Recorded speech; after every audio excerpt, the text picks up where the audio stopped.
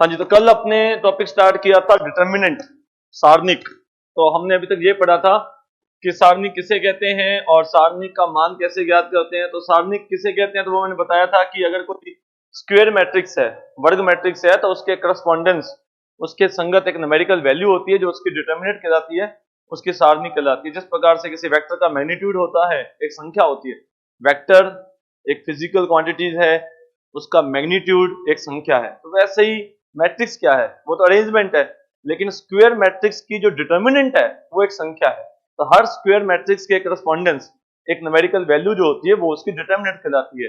Determinant को कैसे find out किया जाता है वो मैंने आपको बताया था कि अगर मान लीजिए हमारे पास 2 गुना 2 की डिटर्मिनेंट्स है, तो इसकी न्यूमेरिकल वैल्यू हम इस तरह से ज्ञात करते हैं। ये डिफाइन की जाती है AD minus BC, AD minus BC, ये 2 गुना 2 की डिटर्मिनेंट की वैल्यू फाइंड आउट करना। इसी प्रकार मैंने आपको 3 गुना 3 की डिटर्मिनेंट की वैल्यू फाइंड करने की भी 2 मेथड हमने डिस्कस किए थे। एक तो हम जब एलिमेंट लेते हैं फर्स्ट रो के या किसी और रो के भी ले सकते हैं, लेकिन सामान्यतः हम पहली पंक्ति के लेते हैं ना, सामान्यतः। वैसे कोई भी पंक्ति के अवयव लिए जा सकते हैं। दूसरा सोहार्स मेथड हमने इस्तेमाल किया था। फिर हमने एक सवाल डिस्कस किया था। इस डिटर्मिनेंट की वैल्यू जब हमने सोल्व की थी तो जो वैल्यू हमें मिली थी 3ABC minus A cube minus B cube minus C cube, ठीक है। और इस डिटर्मिनेंट की वैल्यू को हमने यूं भी लिखा था कि minus A plus B plus C 1/2 A minus B का whole square plus B minus C का whole square plus C minus A का होल स्क्वायर। तो ये एक पहली पर्टिकुलर डिटर्मिनेंट है ABC BC या C की न्यूमेरिकल वैल्यू जब हम तो minus A plus B plus C 1/2 A minus B का whole square plus B minus C का whole square plus C minus A का होल स्क्वायर होती है। अब क्योंकि ये जो क्वांटिटी है ये तो ऑलवेज पॉजिटिव रहेगी, दिस इज ऑलवेज पॉजिटिव, क्योंकि A माइनस B का होल स्क्वायर है, ये होल स्क्वायर है, बीच में प्लस का निशान है, तो ऑलवेज पॉजिटिव रहेगा। तो ये इस डिटर्मिनेंट की वैल्यू पॉजिटिव आती है या नेगेटिव आती है, ये डिपेंड करता है A plus B plus C पर। अगर A plus B plus C positive है तो डिटर्मिनेंट की वैल्यू नेगेटिव है, और यदि A plus B plus C negative है तो डिटर्मिनेंट की वैल्यू पॉजिटिव है। तो इस पर एक सवाल एग्जाम में पूछा जा चुका है कि इस डिटर्मिनेंट की वैल्यू नेगेटिव कब होगी। तो यदि ABC तीनों पॉजिटिव है, यदि ABC तीनों पॉजिटिव हैं तो उस केस में A plus B plus C positive होगा, तो ये वाली क्वांटिटी भी पॉजिटिव बन जाएगी और ये वाली सेकंड वाली भी पॉजिटिव बन जाएगी। तो ये माइनस के निशान होने की वजह से ये नेगेटिव हो जाएगा। तो इस प्रकार से एक सवाल आ चुका है। फिर कुछ सवाल मैंने और बताए थे जिसके अंदर मैंने ये कहा था कि अगर हम बिना मैथमेटिकली इसको सॉल्व किए, बिना डिटर्मिनेंट्स की प्रॉपर्टी लगाए, कई बार हम एक्स वाई जेड की वैल्यू पुट करके या जो डिग्री होती है उसका इस्तेमाल करके भी इस क्वेश्चन को सॉल्व कर सकते हैं। तो ये वो क्वेश्चंस हैं जिसको हमने एक्स वाई जेड की वैल्यू लेट करके इसको सॉल्व किया था। मैंने y और z को x माना था, आप x y z तीनों की वैल्यू मान सकते हैं, न्यूमेरिकल वैल्यू मानकर भी क्वेश्चन को सॉल्व कर सकते हैं। मतलब अगर मैं इस क्वेश्चन में ये सोच लूं कि x की जगह पर 1 है, y की जगह पर 2 है और z की जगह पर 3 है, ये न्यूमेरिकल वैल्यू कुछ भी लेट की जा सकती है। x की जगह पर 1, y की जगह पर 2 और z की जगह पर 3, तो डिटर्मिनेंट की वैल्यू आ जाएगी in terms of numerical value आ जाएगी ना, 5 1 1 2 एंड 3, 4 2 3 3 एंड 3। इसको सोल्व कर लीजिए, ठीक है। इसकी न्यूमेरिकल वैल्यू फाइंड आउट कर लीजिए और ऑप्शंस के अंदर भी एक्स वाई जेड की जगह पर क्या रख दें, 1 1 1 रख दें। तो इस तरह से भी हम 1 2 3 रख दें, तो इस तरह से भी हम चेक कर सकते हैं। कल भी मैंने आपको मेथड बताए थे कि मतलब कहने का ये है कि मैथमेटिकल तो आप सोल्व कर ही सकते हैं, जो हम आज प्रॉपर्टीज पढ़ेंगे। अगर मैथमेटिकल सोल्व ना हो पा रहा हो कोई क्वेश्चन तो फिर डिग्री की हेल्प लीजिए, y और z की जगह पर x रख दीजिए और या x y z तीनों की न्यूमेरिकल वैल्यू रख दीजिए। न्यूमेरिकल वैल्यू 1 2 3 भी रख सकते हैं, 0 1 2 भी रख सकते हैं, बस वो वैल्यूज रखें कि ऑप्शन सेम ना बने। अगर ऑप्शन सेम बनेंगे तो फिर वर्किंग थोड़ी एक बार फिर करनी पड़ सकती है। तो कोशिश करें वैल्यूज छोटी रखें लेकिन ऑप्शन अलग अलग बन जाए, ठीक है जी। बाकी आपका कॉमन सेंस है, उसका इस्तेमाल करके मैंने आपको हिंट दे दिया कि इस तरह के सवाल दूसरे तरीके से बिना मैथमेटिकली भी सॉल्व किए जा सकते हैं। मैथमेटिकल तो हम सॉल्व करेंगे। ये कुछ और क्वेश्चन थे, कल ये क्वेश्चन हम डिस्कस कर चुके हैं, ग्रेटेस्ट इंटीजर फंक्शंस के बारे में भी हमने डिस्कस किया था, ठीक है। इसका भी क्वेश्चन सोल्व किया था, इसमें लॉग की प्रॉपर्टी का इस्तेमाल हुआ था और इसमें ट्रिग्नोमेट्री की प्रॉपर्टी का इस्तेमाल हुआ था, साइन स्क्वायर थीटा की रेंज का इस्तेमाल हुआ था। ओके ओके, अब आज का हमारा टॉपिक है कि माइनर एंड कोफैक्टर किसे कहते हैं, लघु सारणिक, उप सारणिक और सहखंड किसे कहते हैं। तो मान लीजिए आपके पास एक मैट्रिक्स है, एक मैट्रिक्स हमें गिवन है, इस मैट्रिक्स के अंदर 3 गुना 3 की मैट्रिक्स ली तो कुल 9 अवयव हैं, प्रत्येक अवयव की एक उप सारणिक होती है, मतलब 9 एलिमेंट्स हैं, A11, 12, 13, 21, 22, 23, तो हर एलिमेंट की एक लघु सारणिक, उप सारणिक होती है। वो किस तरह से ज्ञात की जाती है, जैसे आपको उप सारणिक ज्ञात करनी है A11 की, तो A11 की जो माइनर होगी उसको हम लिखते हैं M11। अलग अलग किताबें अलग अलग सिंबल यूज कर सकती हैं, वैसे मैंने कैपिटल M11 लिखा है। तो कैपिटल M11 का मतलब है एलिमेंट A11 की उप सारणिक। और कैसे ज्ञात करते हैं, जिस एलिमेंट की माइनर ज्ञात करनी है उस एलिमेंट की रो को छोड़ दीजिए, उस एलिमेंट का कॉलम छोड़ दीजिए, ठीक है। जो नेक्स्ट डिटरमिनेंट हमें मिलेगी, दिस इज 0, 4, 2 एंड 7, ये है माइनर किसकी, A11 की। इसी प्रकार से 9 एलिमेंट हैं, आप किसी भी एलिमेंट की माइनर ज्ञात कर सकते हैं। जैसे मान लो ज्ञात करना है हमें A22 की, A22, तो A22 की माइनर को हमने रिप्रेजेंट कर दिया M22 से, कैपिटल M22, ठीक है। तो फिर जो एलिमेंट है हमारा A22 मतलब 0 वाला, इसकी रो छोड़ दीजिए, कॉलम छोड़ दीजिए। 0 का रो छोड़ दिया, कॉलम छोड़ दिया, तो हमारे पास आया 1, -3, 3 एंड 7, ठीक है। इस प्रकार से हम हर एलिमेंट की माइनर ज्ञात कर सकते हैं। 9 एलिमेंट है तो 9 के 9 एलिमेंट्स की अलग अलग माइनर आ जाएगी। जिस तरह से मान लो आपने इस 2, 3 एलिमेंट की ज्ञात करनी है, A23, 32, सॉरी नॉट 2, 3, 32, 32 एलिमेंट कौन सा आपका 2, इस एलिमेंट की बात की जा रही है, इसको हमने शो कर दिया M32 से, ठीक है। तो इसकी रो को छोड़ दिया, इसकी कॉलम को छोड़ दिया, तो 1, -3, 2, 4, ओके। तो किसी एलिमेंट की माइनर उस एलिमेंट की करस्पॉन्डेंस जो रो है और जो कॉलम है उसको एलिमिनेट करने पर, उसको छोड़ने पर जो छोटी सारणिक हमें मिलती है वो उस अवयव की उप सारणिक कहलाती है। तो मैट्रिक्स में कितने अवयव हैं, 3 गुना 3 के 9 अवयव हैं, तो 9 के 9 अवयवों की अलग अलग उप सारणिक आ जाएगी। किस प्रकार से रिप्रेजेंट करते हैं, तो किसी एक एलिमेंट Aij का जो माइनर होता है उसको हम जनरली Mij से शो करते हैं। अब बात आती है कोफैक्टर की। जैसे Mij को सोल्व करना चाहे तो आप सोल्व भी कर सकते हैं। दिस इज -8, ये कितना आ जाएगा 7 और 9 16, ये कितना आ जाएगा 4 और 6 10, ठीक है जी, आ जाएगा। तो सारणिक संख्या, उप सारणिक संख्या। अब बात आती है कोफैक्टर की। कोफैक्टर और माइनर दोनों आपस में को रिलेट हैं। कोफैक्टर को कई बार हम Cij से लिख देते हैं, किसी एलिमेंट का कोफैक्टर। जिस प्रकार से हर एलिमेंट की उप सारणिक होती है उसी प्रकार से हर एलिमेंट का कोफैक्टर होता है, सहखंड होता है। और सहखंड और उप सारणिक आपस में रिलेटेड हैं। किस प्रकार से कोरिलेट हैं, कि किसी एलिमेंट का जो कोफैक्टर होता है वो या तो उसके माइनर के इक्वल होता है या उससे साइन डिफरेंट साइन का होता है, मतलब साइन चेंज होता है। या तो उसकी माइनर के इक्वल ही होता है Cij, या तो Mij के इक्वल ही है, मतलब सहखंड और माइनर या तो सेम ही है और या फिर माइनस का डिफरेंस है।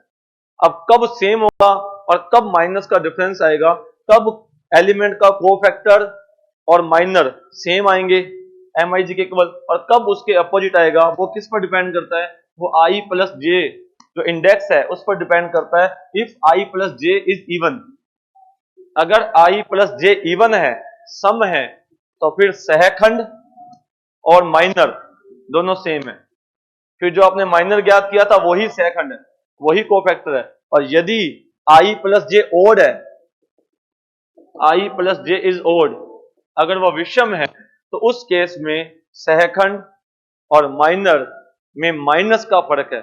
यदि माइनर की वैल्यू 5 है तो सहखंड की वैल्यू -5 है, यदि माइनर की वैल्यू -7 है तो सेकंड की वैल्यू +7 है, मतलब उसको माइनस से मल्टीप्लाई करना है। तो कब माइनस से मल्टीप्लाई करना है और कब नहीं करना, कब करना है, यदि i प्लस जे ओड है तो माइनस से मल्टीप्लाई किया जाएगा, और अगर i प्लस जे इवन है तो फिर माइनस से मल्टीप्लाई नहीं किया जाएगा।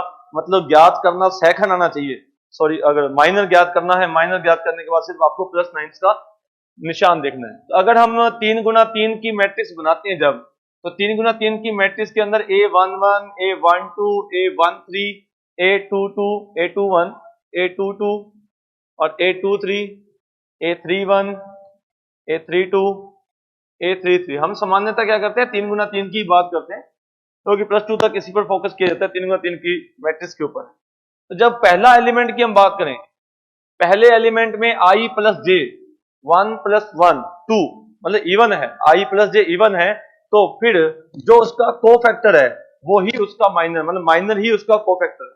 इस प्लस का मतलब क्या है कि माइनर को माइनस से गुणा नहीं करना, जो माइनर है वो ही उसका कोफैक्टर है, ठीक है, क्योंकि 1 + 1 क्या है, इवन है। 1 + 2 ओड, 1 + 2 3 है, विषम संख्या है, तो इसका मतलब ये माइनस लगाया जाता है। तो माइनस का मतलब क्या है कि आपको जो माइनर आपने ज्ञात किया था सहखंड ज्ञात करने के लिए उसको माइनस से गुना किया जाएगा, ठीक है। इसी प्रकार से 1 3 तो +2 1 -2 2 2 3 3 1 3 2 और 3 3। इस प्लस का मतलब कि i प्लस जे इवन है, इस प्लस का मतलब कि माइनर ही कोफैक्टर है, और माइनस का मतलब कि i प्लस जे ओड है, और माइनस का मतलब कि सहखंड और माइनर में माइनस का फर्क है, ठीक है। आपको ज्ञात करना है माइनर और उसको माइनस से गुना करना पड़ेगा। जैसे अगर हम देखें 1 1, ये एलिमेंट है 1 1, पहले एलिमेंट की बात की थी 1 1, तो 1 + 1 इवन है, तो इसका मतलब जो इसका माइनर है वो ही उसका सेकंड, कोफैक्टर भी वही है। तो C11 = M11, जो M11 की वैल्यू कितनी -8, तो C11 की वैल्यू भी -8। 2 2 2 + 2 इवन है, माइनर कितना है 16, तो सेकंड भी कितना है 16, सेम ही आएगा, प्लस क्या तो प्लस आएगा, माइनस क्या तो माइनस आएगा। अब इस तरह से 3 2 3 + 2 ओड है, तो इसका मतलब जो माइनर है उसको माइनस से गुना करना है, और माइनर कितना है 10, तो कोफैक्टर कितना है -10, तो C32 = -10, ठीक है। तो ये होता है माइनर और कोफैक्टर। किसी एलिमेंट, हर एलिमेंट का माइनर ज्ञात किया जा सकता है, हर एलिमेंट का कोफैक्टर ज्ञात किया जा सकता है।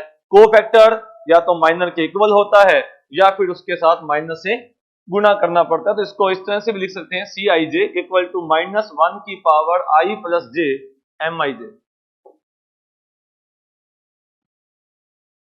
-1 की पावर i + j। अगर i + j इवन हुआ तो फिर कोफैक्टर ही माइनर है, और अगर i + j ओड हुआ तो फिर कोफैक्टर ज्ञात करने के लिए माइनर को माइनस से मल्टीप्लाई करना पड़ेगा। अब बात करते हैं सारणी की विशेषताएं, डिटर्मिनेंट्स की प्रॉपर्टीज। पहली प्रॉपर्टीज क्या है, पहली मतलब 1 by 1 हम सारी प्रॉपर्टीज को डिस्कस करेंगे कि अगर आपके पास कोई डिटर्मिनेंट है, इसकी वैल्यू ज्ञात करना चाहते हैं, तो आप किसी भी पंक्ति के अवयव ले लें और उनको उनके सहखंडों से गुणा कर दें। किसी भी रो के एलिमेंट लें और गुणा करें उनके सहखंड से और जोड़ दें, तो सारणिक का मान आता है। मतलब डिटर्मिनेंट की वैल्यू कैसे फाइंड आउट की जाती है, डिटर्मिनेंट की वैल्यू जिसको मैंने डेल्टा से लिखा, तो डिटर्मिनेंट की वैल्यू फाइंड आउट करने के लिए आप डिटर्मिनेंट की कोई भी पंक्ति ले सकते हैं और कोई भी स्तंभ ले सकते हैं, कोई भी रो ले सकते हैं, कोई भी कॉलम ले सकते हैं। उस रो के एलिमेंट्स को किसके साथ गुना करना है, उसके कोफैक्टर के साथ, सहखंडों के साथ। मतलब पहली पंक्ति ली तो पहली पंक्ति 1 1 1 2 1 3, ये तो है पहली पंक्ति के अवयव। गुना किसके साथ करना है, उसके सहखंड के साथ। जैसे मैंने F11 लिख रखा है, यहाँ पर C भी लिख सकते हैं, F भी लिख सकते हैं, तो इसका सहखंड, प्लस दूसरे एलिमेंट का सेकंड और तीसरे एलिमेंट। यदि ऐसा करते हैं तो हमें डिटर्मिनेंट्स की वैल्यू मिलती है।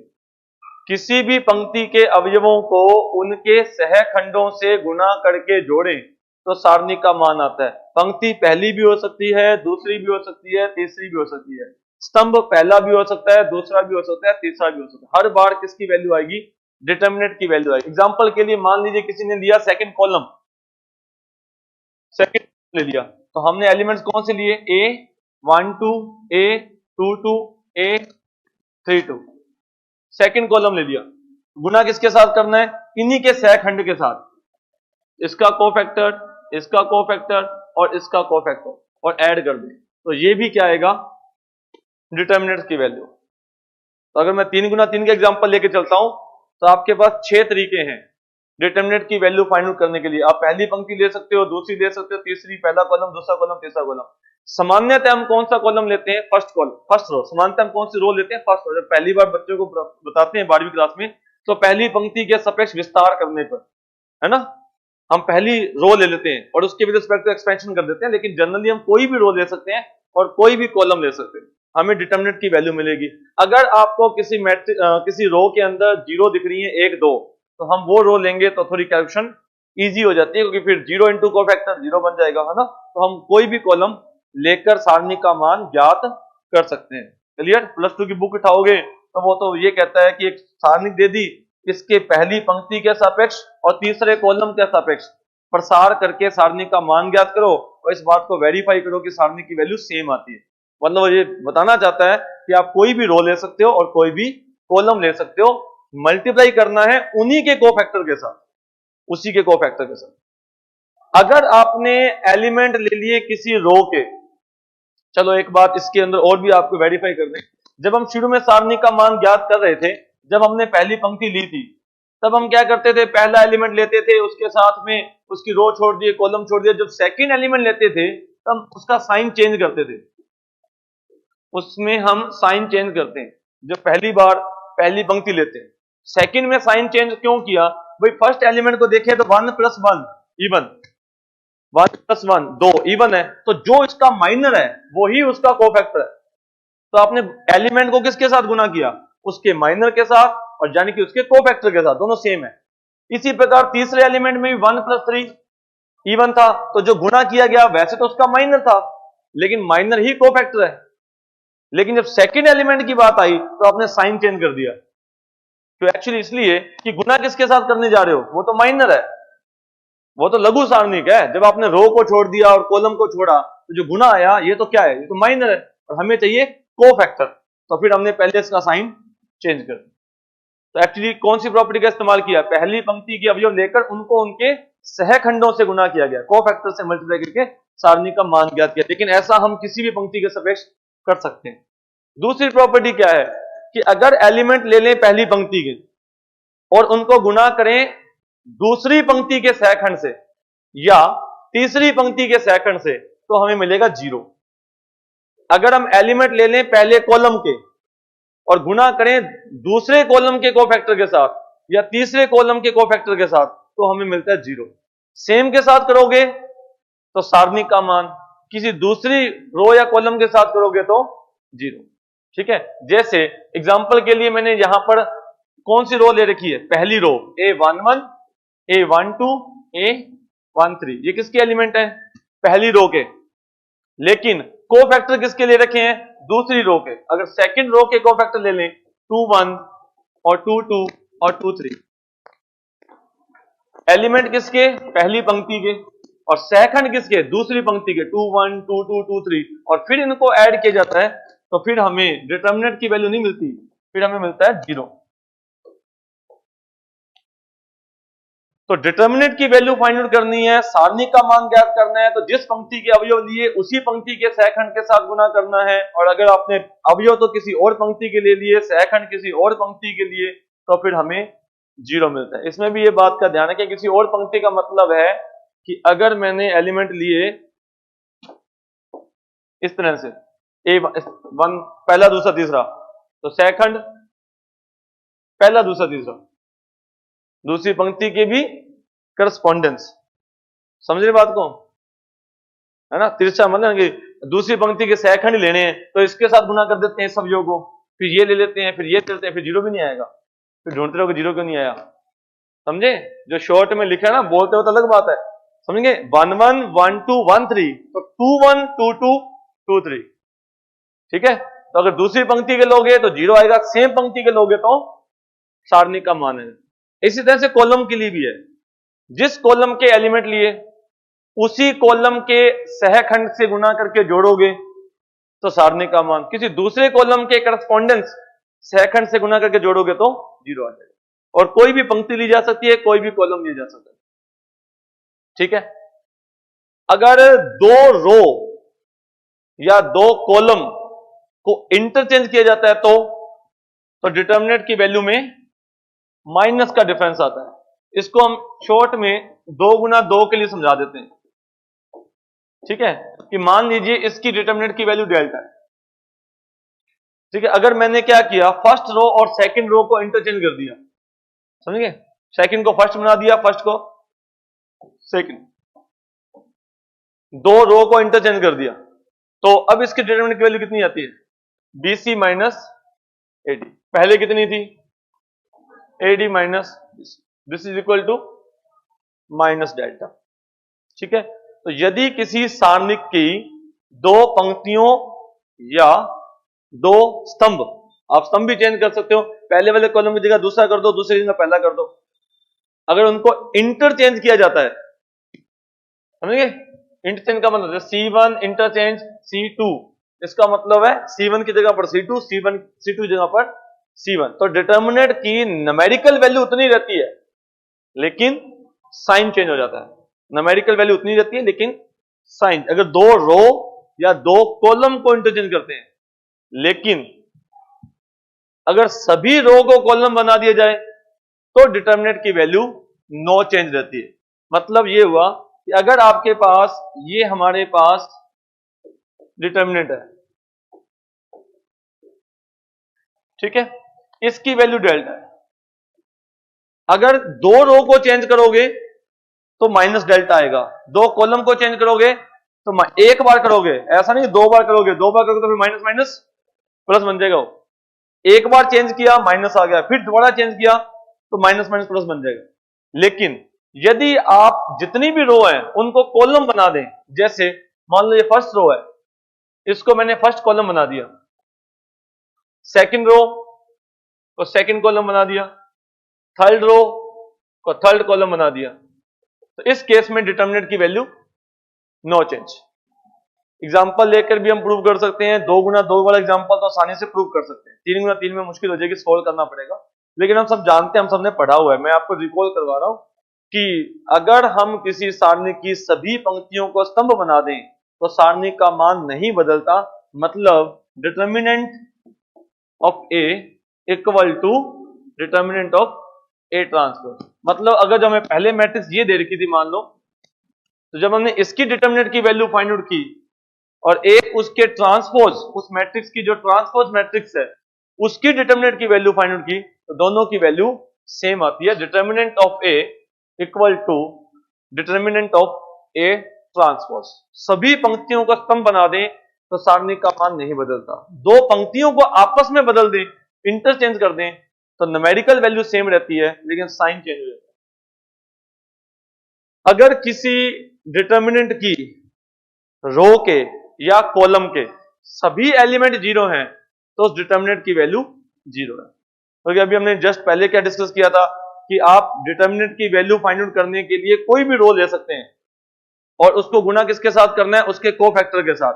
और सपोज कीजिए कि अगर हमारे पास एक ऐसी डिटर्मिनेंट है जिसका जो सेकंड कॉलम है इसके सभी एलिमेंट जीरो है और बाकी के एलिमेंट हमें कुछ भी दे रखे, मान लो 50, 70, 189, 175, 201 है ना, 195, तो हम कोई भी रो ले सकते हैं, कोई भी कॉलम ले सकते हैं, तो फिर हम सेकंड कॉलम ही क्यों ना लें, है ना। सेकंड कॉलम लेंगे तो फिर 0 इंटू कोफैक्टर 0, इस एलिमेंट को कोफैक्टर के साथ गुना करेंगे, कोफैक्टर तो पता नहीं लेकिन एलिमेंट तो 0 है। इसी प्रकार से सेकंड एलिमेंट भी 0 है, थर्ड एलिमेंट भी 0 है।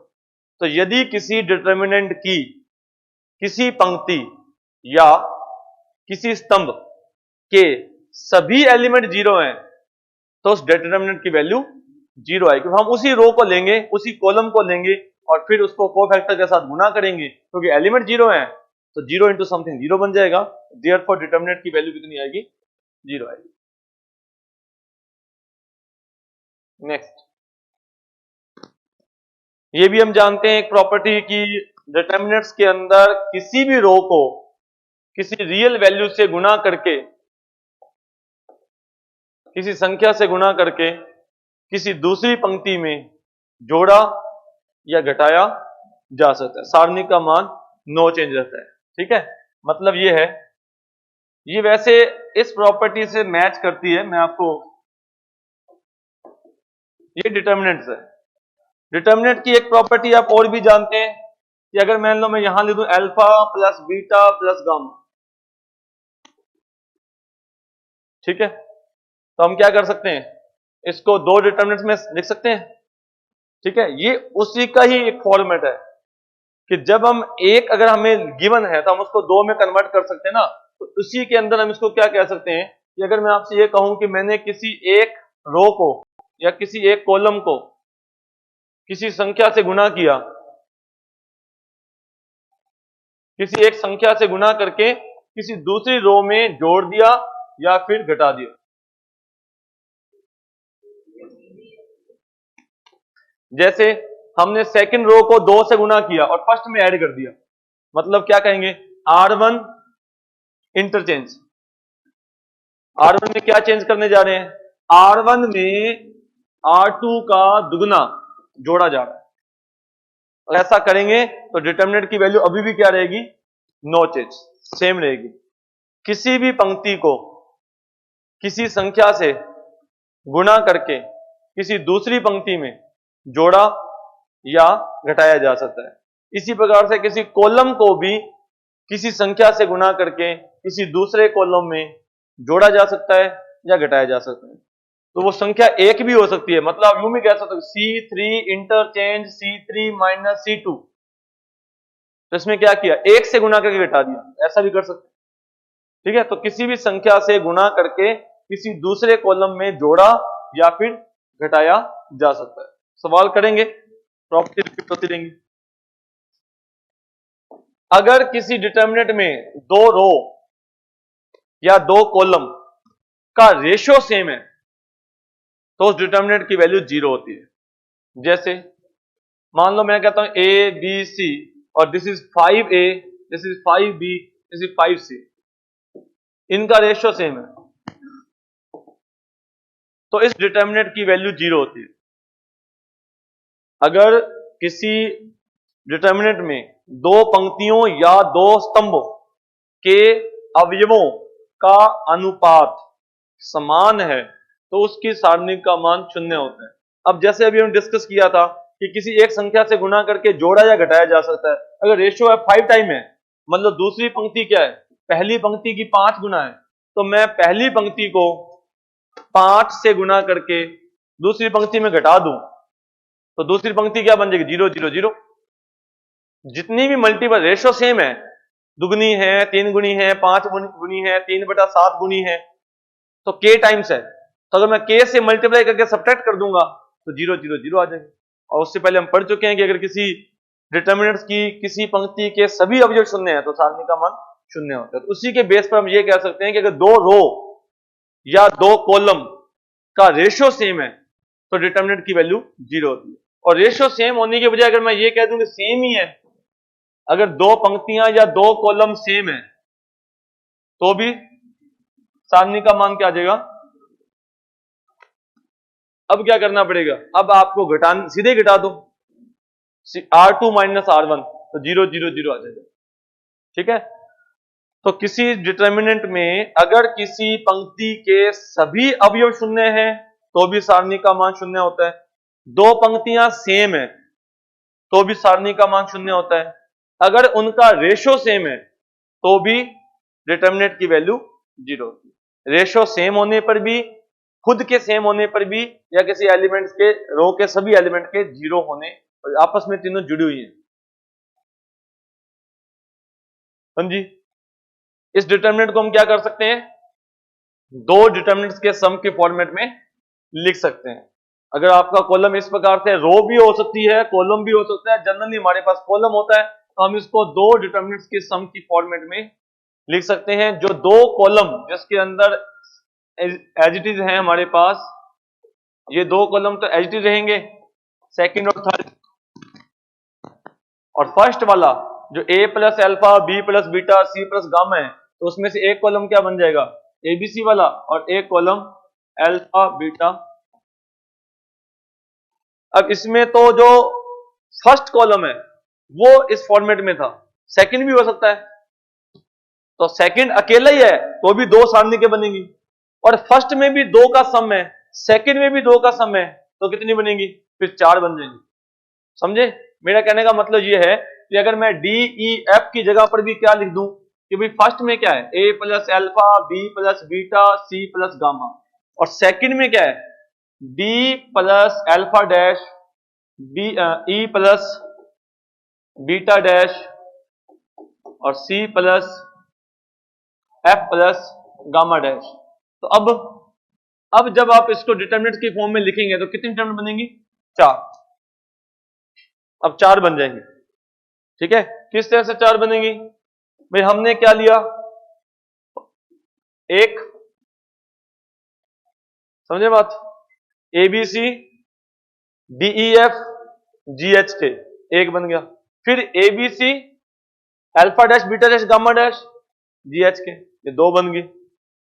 तीसरी alpha beta gamma D E F G H K, तीन बन गई। और फिर alpha beta gamma alpha dash beta dash gamma dash, तो चार बन, ठीक है, बनाएंगे। और अगर लास्ट वाला कॉलम भी हो जाए तो फिर छह बन जाएंगे, ठीक है।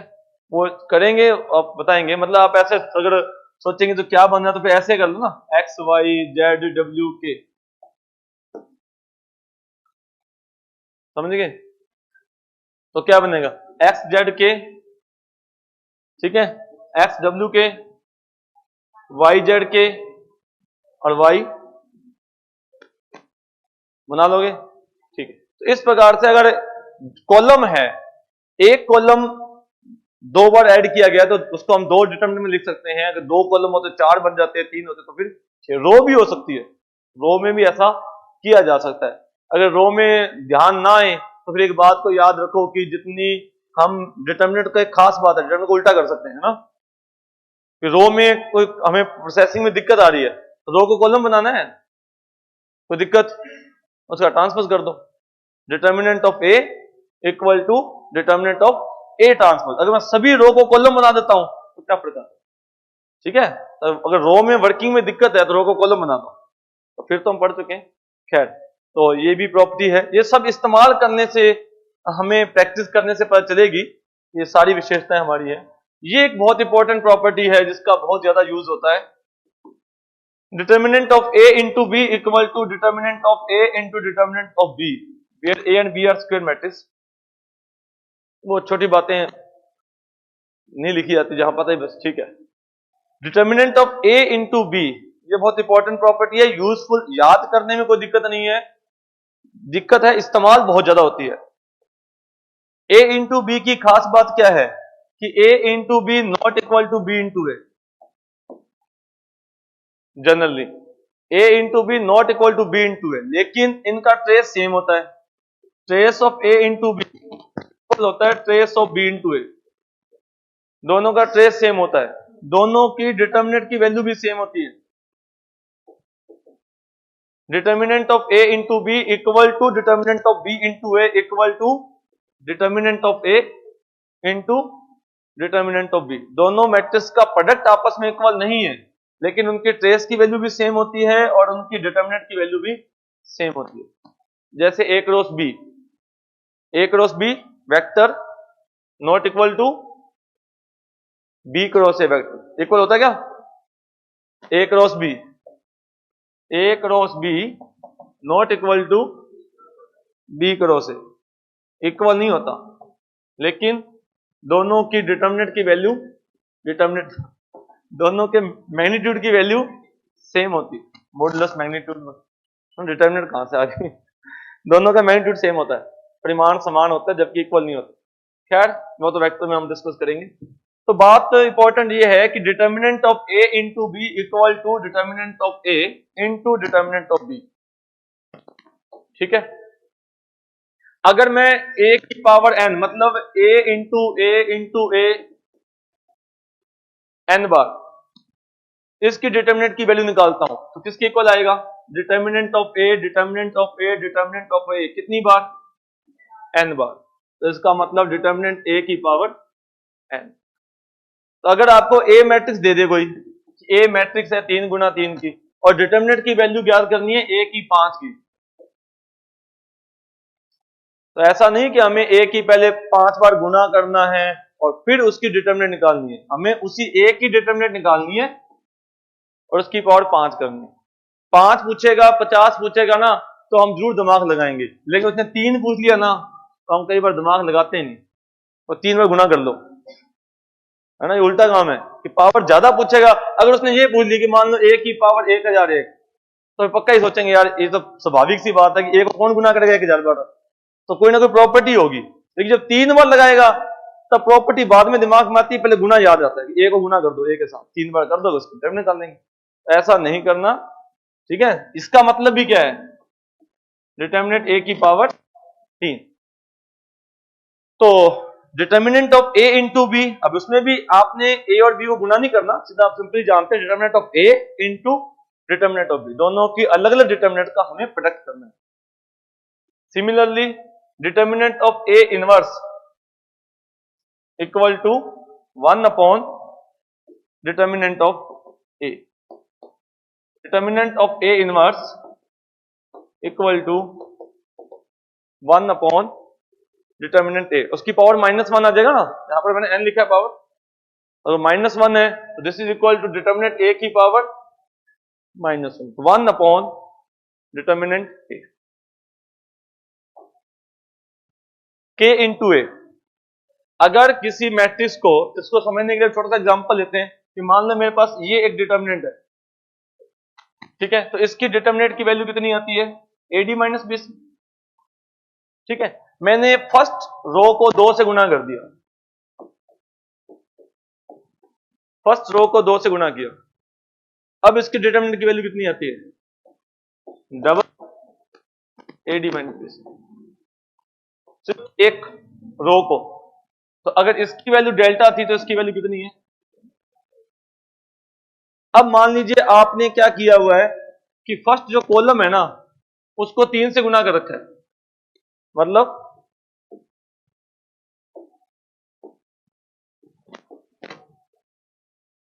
समझे, फर्स्ट रो को 2 से और फर्स्ट कॉलम को 3 से।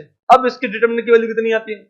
इसका गुना करेंगे तो 6 AD माइनस BC, मतलब 6 का मतलब 2 गुना 3 गुना डेल्टा। इससे क्या मतलब निकलता है कि डिटर्मिनेंट के अंदर किसी भी पंक्ति में से कॉमन लिया जा सकता है और किसी भी कॉलम में से कॉमन लिया जा सकता है। अगर आपसे वैल्यू पूछी गई होती किसकी? 6, अगर इसकी वैल्यू पूछी गई है 6A 2B 3C और D की, तो हम क्या करते हैं? फर्स्ट रो में से क्या कॉमन आ रहा है? 2 कॉमन आता है, उसके बाद सेकंड कॉलम में से क्या कॉमन आता है? 3, और फिर क्या बन गया जी? A B, और this is equal to delta. तो आप सारणिक में किसी भी पंक्ति में से या किसी भी कॉलम में से कॉमन ले सकते हो, जबकि मैट्रिक्स में पूरी पंक्ति में से पूरी मैट्रिक्स में से कॉमन आता है। डिटर्मिनेंट में ऐसा नहीं होता। इस प्रॉपर्टी का इस्तेमाल करें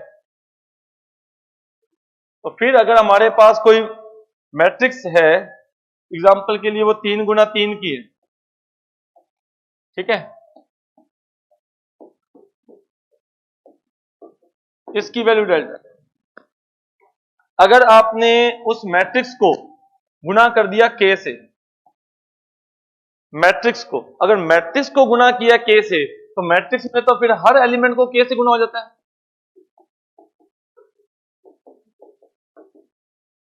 मैट्रिक्स को गुना किया तो उसको तो हर एलिमेंट से गुना हो जाएगा। तो फिर अगर डिटर्मिनेंट की वैल्यू निकालेंगे तो पहली रो में से भी एक बार K बाहर आएगा, दूसरे में से भी एक बार k बाहर आएगा, तीसरे में से भी एक बार k बाहर आएगा, तो फिर k कितनी बार कॉमन आएगा? जितनी उसमें रो है, जितनी उसमें कॉलम है, जितना उसका ऑर्डर है। 3 गुना 3 की सारणी को 3 ऑर्डर की सारणिक बोलते हैं, क्योंकि तो सारणिक फिर 3 गुना 3 की होती है। तो अगर उसका ऑर्डर 3 है, अगर आपने मैट्रिक्स को k से गुना किया, तो जो नई मैट्रिक्स है k इंटू a, इसकी जब डिटर्मिनेंट की वैल्यू निकालेंगे तो k कितनी बार कॉमन आएगा? जितनी उसका ऑर्डर है, उस मैट्रिक्स का ऑर्डर है, उतनी बार k बाहर आएगा। हर पंक्ति में से एक बार k बाहर आएगा, ठीक है। तो k की power n into determinant of a, और n क्या चीज है? उस मैट्रिक्स का order, n into n order की मैट्रिक्स है, उसका ऑर्डर। तो इफ, कहने का मतलब इसका क्या है, इफ a मैट्रिक्स जो है वो n इंटू n ऑर्डर की है और इसकी डिटर्मिनेंट की वैल्यू अगर मान लीजिए n है, अगर इसकी मान लीजिए डिटर्मिनेंट की वैल्यू मान लीजिए डेल्टा है, a मैट्रिक्स क्या है? n इंटू n ऑर्डर की है और उसकी डिटर्मिनेंट की वैल्यू मान लीजिए डेल्टा है, और यदि आपने इसको गुना कर दिया k से, किसी स्केलर k से गुना कर दिया, और अब इसकी डिटर्मिनेंट की वैल्यू निकालते हैं, k से गुना करके फिर डिटर्मिनेंट की वैल्यू निकालते हैं, ये किसकी इक्वल होगी? k की पावर n। पहले वाली जो मैट्रिक्स की डिटर्मिनेंट थी उसके साथ k कितनी बार आएगा? जितने उसका ऑर्डर है। 3 गुना 3 की है तो k 3 बार कॉमन आएगा, पहली पंक्ति में से भी, दूसरी में से भी, तीसरी में से, तो k की पावर n। ये भी बहुत इंपॉर्टेंट प्रॉपर्टी। आइगन वैल्यूज हमारे वैसे टॉपिक में नहीं है, लेकिन थोड़ा सा जानकारी के लिए आपको बता दें, जो डिटर्मिनेंट की वैल्यू होती है, आपने मैट्रिक्स की आइगन वैल्यू निकालना देखा बीएससी फर्स्ट ईयर में। आइगन वैल्यू हम पढ़ते हैं आगे एमएससी वगैरह में, लीनियर अलजेब्रा में डिस्कस होता रहता है थोड़ा बहुत, है ना, x equal lambda x eigen values. तो अगर आइगन वैल्यू के बारे में जानते हैं तो थोड़ी सी जानकारी के लिए आपको बता दें कि जो स्क्वायर मैट्रिक्स होती है उसकी डिटर्मिनेंट की वैल्यू उनकी आइगन वैल्यूज का प्रोडक्ट होती है।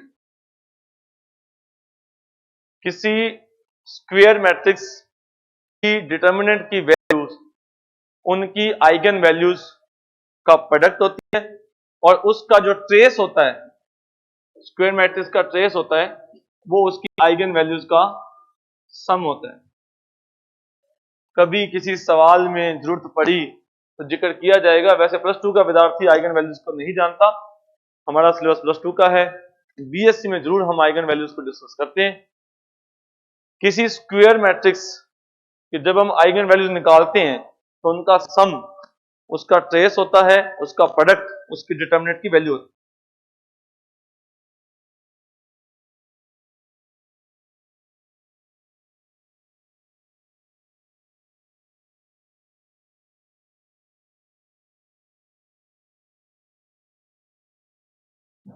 ओके, ये थोड़ा सा कभी जिक्र हुआ, कभी देखेंगे।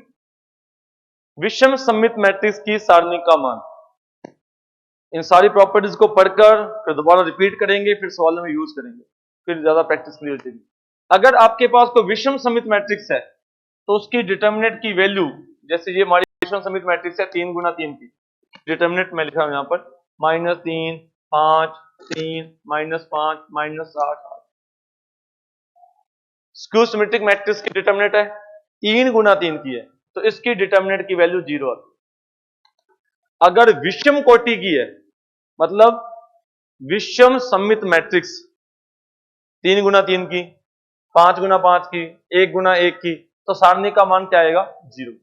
लेकिन अगर वो समकोटि की है, समकोटि का मतलब 0 0, तो फिर बताओ यहां पर अगर 2 है तो यहां -2, ठीक है। यहां अगर 5 है तो यहां माइनस, तो गुना करोगे तो क्या आ जाएगा? 5 का स्क्वायर ये आएगा, मतलब क्या आएगा? पूर्ण वर्ग संख्या, परफेक्ट स्क्वायर, परफेक्ट स्क्वायर। तो विषम सममित सारणिक, विषम सममित मैट्रिक्स की सारणिक का मान या तो 0 होता है या फिर परफेक्ट स्क्वायर होता है। अगर उसका ऑर्डर 1 इंटू 1 है, 3 इंटू 3 है, 5 इंटू 5 है, तो 0 आएगा। और अगर 2 इंटू 2 है या 4 इंटू 4 है, तो फिर उसकी डिटर्मिनेंट की वैल्यू कितनी आएगी? Perfect square. कितनी आएगी ये नहीं पता, परफेक्ट स्क्वायर आएगी।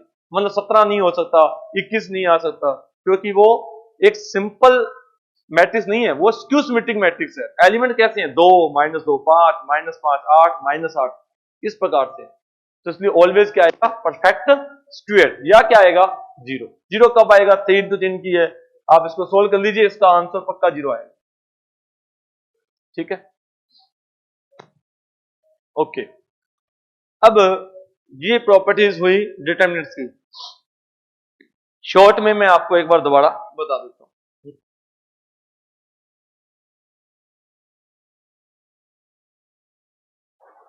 सारणी का मान कैसे ज्ञात करते हैं, ये तो लगभग हम सबको पता ही है ना। स्वार्स मेथड मैंने जानकारी के लिए थोड़ा सा और बता दिया।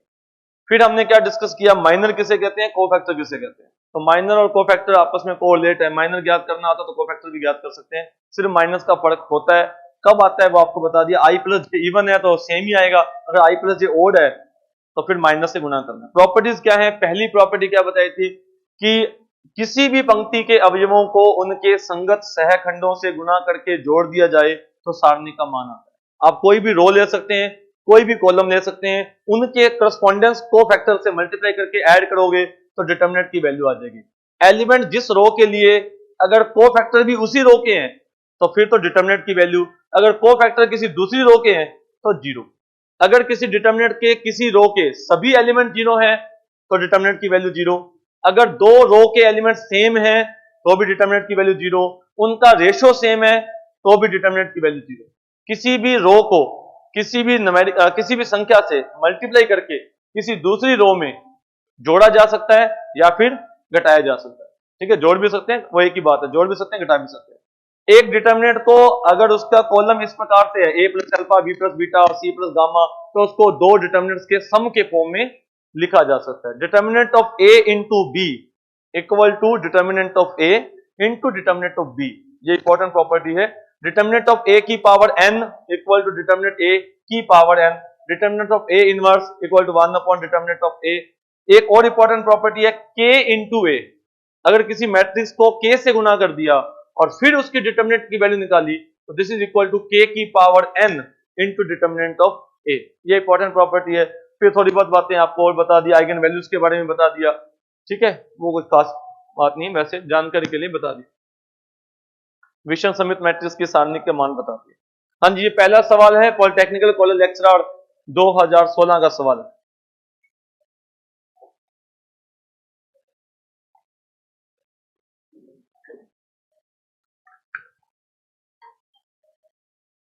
हमें determinant of a into B ज्ञात करना था। तो ऐसा नहीं कि पहले a को b से गुणा करें, इसकी आवश्यकता नहीं थी। Determinant of a into B किसके इक्वल होता है, determinant of a into determinant of b। दोनों के सारणिकों का अलग अलग मान ज्ञात करना था। अब a की जो सारणिक है उसका मान डायरेक्टली 8 आ जाएगा, 2 गुना 2 गुना 2। विकर्ण मैट्रिक्स, अदिश मैट्रिक्स वगैरह वगैरह, विकर्ण मैट्रिक्स ज्यादा बेटर। विकर्ण मैट्रिक्स के जो विकर्ण के अवयव होते हैं वो उनकी आइगन वैल्यूज होती हैं। ये इसकी आइगन वैल्यू ज्ञात करोगे 2 2 2 आएगा। सारणी का मान क्या होता है, 2 गुना 2 गुना 2। आइगन वैल्यू का प्रोडक्ट 8 आ जाएगा जी, सीधी सी बात है। तो a की डिटरमिनेंट वैल्यू कितनी आ जाएगी, 8, और b की डिटरमिनेंट की वैल्यू सोल्व कर लीजिए, minus -1, this is equal to -8। ठीक है, सिंपल। यहां पर कहने का मतलब सिर्फ इतना ही है कि a को b से गुणा करके सारणी का मान नहीं ज्ञात करना चाहिए। बस ऐसा नहीं कि पहले गुणा करें, क्योंकि ऐसे इसमें तो हो जाएगा, बाकी सवालों में ऐसा नहीं चलेगा। हाँ जी, सेकंड ग्रेड का एक और सवाल है, a इंटू ए का transpose equal to identity matrix है तो a की सारणी का मान ज्ञात करो। आगे जाकर हम इसको पढ़ेंगे, ये ऑर्थोगोनल मैट्रिक्स की प्रॉपर्टी है, डेफिनेशन है। लेकिन हम फिलहाल क्या कर सकते हैं, a इंटू ए की t का डिटरमिनेंट इक्वल टू i की डिटरमिनेंट, a इंटू ए की डिटरमिनेंट, तो determinant of a into determinant of a का ट्रांसपोज इक्वल टू i की डिटरमिनेंट कितनी होती है भी, 1। इकाई मैट्रिक्स की सारणी का मान 1। इन दोनों की डिटरमिनेंट की वैल्यू सेम होती है, तो this is equal to determinant a का स्क्वायर इक्वल टू 1। तो determinant of a equal to plus minus 1। Properties का डिस्कस किया जा रहा है, तो कौन सी प्रॉपर्टी यूज हुई, determinant of a into B equal to determinant of a into determinant of b। और कौन सी प्रॉपर्टी का इस्तेमाल हुआ? Determinant of A equal to determinant of A transpose, दोनों की डिटर्मिनेंट की वैल्यू सेम होती है। प्रॉपर्टीज में हमने डिस्कस किया था, दो पंक्तियों को चेंज करोगे तो माइनस का निशान आएगा, सभी पंक्तियों को स्तंभ बना दोगे तो नो चेंज आएगा। तो वही बात है। हाँ जी, डिटर्मिनेंट ऑफ ए कितना है? -1 है। डिटर्मिनेंट ऑफ बी कितना है? 3 है। और 3 गुना ए इंटू बी, तो डिटर्मिनेंट ऑफ 3 गुना ए इंटू बी का मतलब ये नहीं है, ये नहीं है। ऐसा नहीं है कि 5 आगे लिखा तो 5 गुना ऐसा कर दे, ऐसा नहीं है। अगर संख्या लिखी हुई है तो उस संख्या k की पावर n आएगा, और n जो उसका ऑर्डर है, ए मैट्रिक्स और बी मैट्रिक्स का ऑर्डर क्या है? 3, तो ये 3 की पावर कितनी आएगी? 3, 3 की पावर 3, k की पावर n आएगा। ठीक है, तो k की पावर n मतलब 3 कितनी बार कॉमन आएगा? हर रो में से कॉमन आएगा, तो 3 की पावर 3 बाहर आएगा। उसके बाद तो 27, ए की डिटरमिनेंट की वैल्यू कितनी है? -1, बी की डिटरमिनेंट की वैल्यू कितनी है? 3, दिस इज -81। तो ये बहुत इंपॉर्टेंट प्रॉपर्टी है, determinant of k into A equal to k की power n determinant of A. k की पावर n बाहर आएगा तो 3 की पावर 3 आएगा, क्योंकि a क्या है? 3 गुना 3 की डिटरमिनेंट है। ठीक है जी। यदि तृतीय कोटि के सारणिक डेल्टा के प्रत्येक अवयव को 4 से गुना कर दिया जाए, 4 से गुना करोगे तो 4 की पावर 3, 64 डेल्टा आएगा ना, 4 की पावर 3। हाँ जी, ए मैट्रिक्स है 2 -3 -1 और 1, तो हमें डिटर्मिनेंट की वैल्यू फाइंड आउट करनी है 2, ए की पावर 1003 -3 गुना ए की पावर 1001। ठीक है, ये पेज का सवाल है। ए की पावर 1001 कॉमन आ जाएगा, अंदर बचेगा 2a² -3i। अब समझाएगा कि आई क्यों लगाया? आगे मैडम, आई क्यों लगाया? आपका सवाल था ये, समझाया कि आई क्यों लगाया, है ना? इनका एक सवाल था, एक बार पूछा इन्होंने, ये मैट्रिक्स है, ये ए स्क्वायर क्या है? ए मैट्रिक्स है, ए स्क्वायर क्या है? मैट्रिक्स है। तो ए स्क्वायर मैट्रिक्स में क्या 3 घटेगा क्या? 3 नहीं घटेगा, है ना? 3 आई का मतलब आई आइडेंटिटी मैट्रिक्स है। भाई मैट्रिक्स में मैट्रिक्स जोड़ सकते हो, मैट्रिक्स में मैट्रिक्स घटा सकते हो, संख्या नहीं घटा सकते, तो इसलिए फिर आई लगाना पड़ेगा। ऐसा नहीं कि अकेला 3 लिखेंगे, 3 तो मैथमेटिकली गलत है। 3 आई। ठीक है, मैंने कुछ सवाल बात की थी, तो ठीक है जी, आई क्यों आना समझ गए?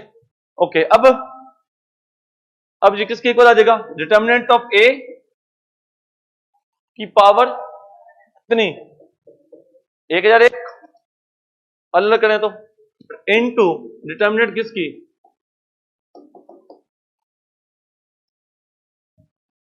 ठीक है जी, determinant of A into B equal to determinant of A determinant of B.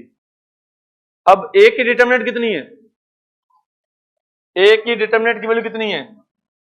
2 में से 3 का माइनस का 1, तो माइनस का 1 की पावर 1001, तो ये तो माइनस आएगा। सवाल तो ये है, कर लोगे तो ए का स्क्वायर करना है, ऐसा नहीं कि इसकी डिटर्मिनेंट की प्रॉपर्टी लगेगी, ऐसा होगा, ए स्क्वायर करना पड़ेगा, उसको 2 से गुना करना पड़ेगा, 3i घटाना पड़ेगा, और फिर इसकी डिटर्मिनेंट की वैल्यू ज्ञात करनी। ये तो कर लोगे।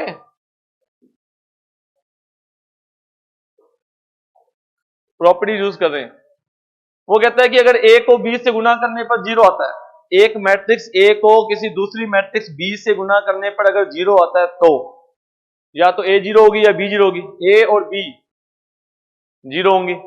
सही है क्या? जरूरी नहीं है, ऐसा कोई जरूरी नहीं है। a की डिटर्मिनेंट b और b की डिटर्मिनेंट दोनों 0 होंगी, या तो a की डिटर्मिनेंट 0 होगी या b की 0 होगी।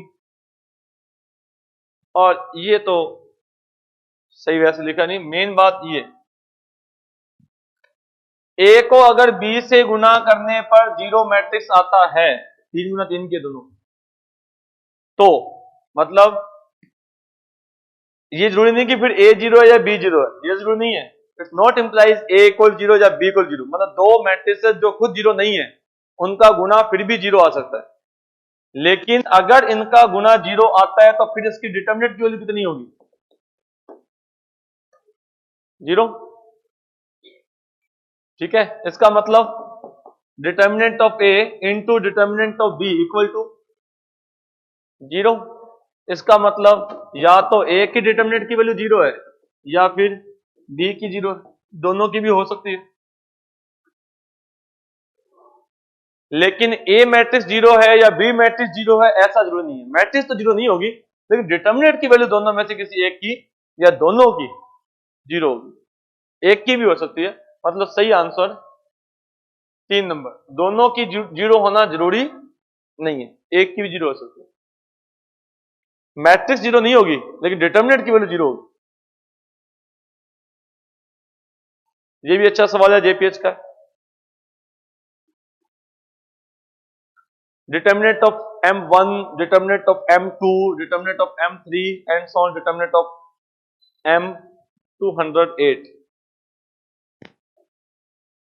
जो मैट्रिक्स आपको दे रखी है उसकी डिटरमिनेंट की वैल्यू कितनी आती है?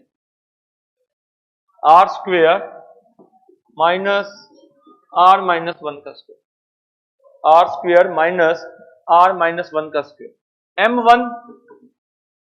M1 का मतलब 1 स्क्वेयर माइनस 0 का स्क्वायर।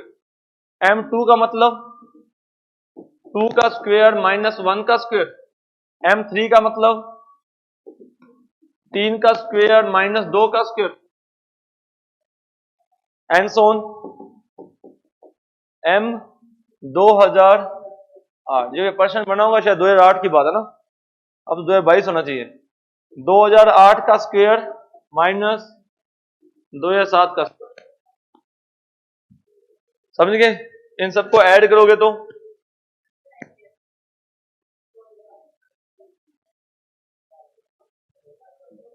क्या बचेगा? 2008 का स्क्वायर माइनस 0 का स्क्वायर, 2008 का स्क्वायर माइनस 0 का स्क्वायर।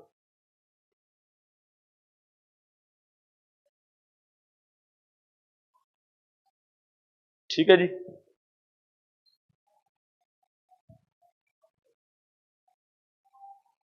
हाँ जी, 66 नंबर क्वेश्चन होमवर्क है आपके लिए। 104, 110, 87, ये तो रिपीट हो गया है ना।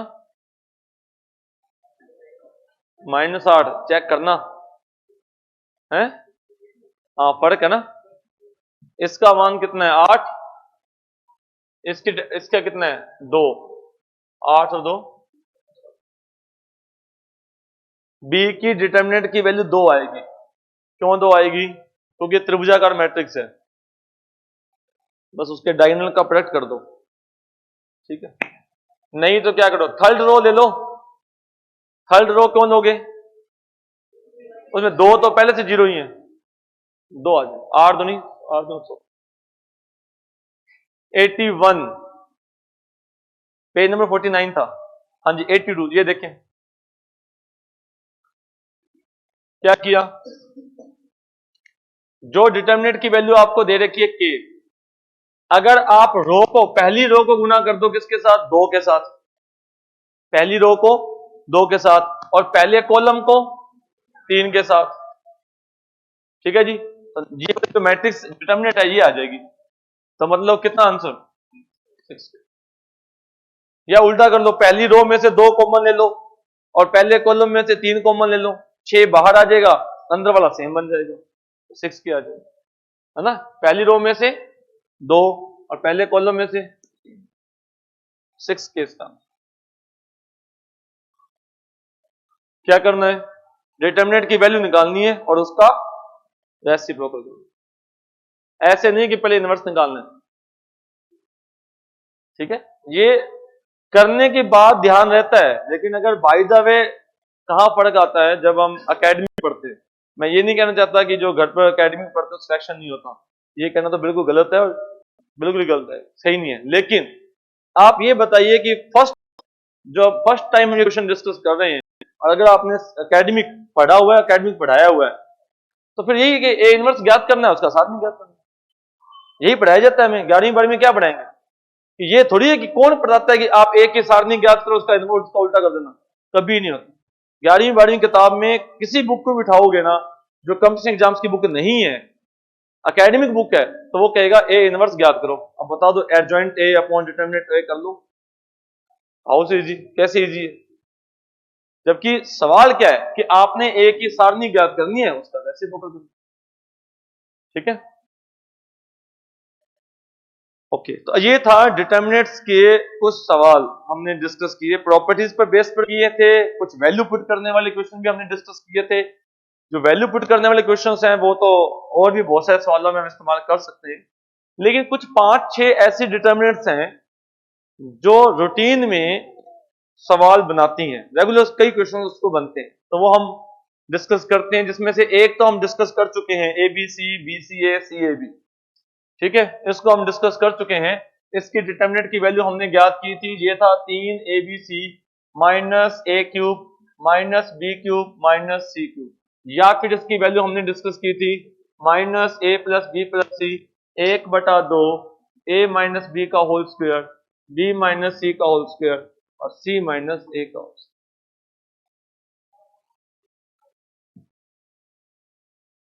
Next 111 ABC A square B square C square, 111 ABC A square B square C square. ठीक है, कितनी कोटि की है ये? 3। कोटि का मतलब ये बीजीय व्यंजक कितनी घात का है? कोटि तो 3 की है, ए बी सी में 3 घात का है। ठीक है, दूसरी बात, डिटरमिनेंट की एक प्रॉपर्टी अपने और भी सुनते हैं हम, कि अगर जो डिटरमिनेंट है वो x के अंदर पॉलिनोमियल है, मान लीजिए x के पदों में, x की जगह पर 2 रखने पर अगर 0 आ जाता है, डिटरमिनेंट की वैल्यू 0 आ जाती है, तो x माइनस 2 उसका एक फैक्टर होता है ना, कभी कोई सुना होगा। अब यहां पर डिटरमिनेंट में देखें, अगर मैं a की जगह पर b रखूं, a की जगह पर b रखूं, a की जगह पर b, तो डिटरमिनेंट की वैल्यू 0 है, 1 b स्क्वायर 1 b स्क्वायर, तो इसका मतलब a माइनस b इसका एक फैक्टर होना चाहिए, a माइनस b। तो इसकी जो डिटरमिनेंट की वैल्यू है उसमें a माइनस b आना चाहिए। सिमिलरली b माइनस c आना चाहिए, सिमिलरली c माइनस a आना चाहिए। बिना मैथमेटिकली सोल्व किए मैंने इसका आंसर बताया है कि इसका answer a minus b minus c minus a होता है। अगर मैथमेटिकली सोल्व करें तो प्लस 2 की किताब में आसान सा सवाल है, क्या करना है, सेकंड कॉलम में से फर्स्ट कॉलम घटा दीजिए, थर्ड कॉलम में से फर्स्ट कॉलम घटा दीजिए, ठीक है, और कॉमन ले लीजिए। अब मेरे ख्याल से आपको याद करने में दिक्कत नहीं आएगी। 111 ABC A square B square C square, भाई 3 घात दिख रही है, ABC A स्क्वायर 3 घात हो गया, और A की जगह पर B रखने पर, B की जगह पर C रखने पर, C की जगह पर A रखने पर 0 बनता है, तो A minus B minus C minus A, 3 गुणनखंड है और 3 कोटि की है, 3 घात, और यही इसकी न्यूमेरिकल वैल्यू होती है।